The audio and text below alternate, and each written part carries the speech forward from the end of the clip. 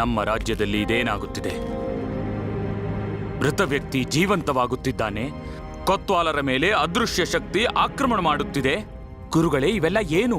ಮಹಾರಾಜರೇ, ನನ್ನ ಪ್ರಕಾರ ನಾವು ಮೊದಲಿಗೆ ಈ ಶವವನ್ನು ಅಗ್ನಿಯಲ್ಲಿ ಭಸ್ಮ ಮಾಡಬೇಕು.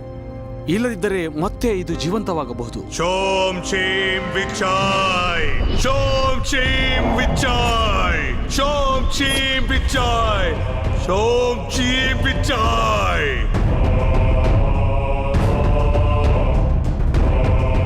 ಇದು ಯಾರು? ಇಲ್ಲಿ ಏಕೆ ಬಂದ?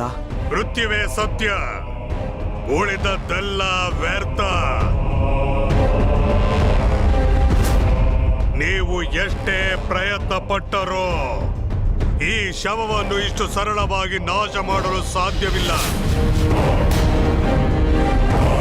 ಇದಕ್ಕೆ ಮತ್ತೆ ಜೀವ ಬಂದು ಮರಳಿ ಬರುತ್ತದೆ.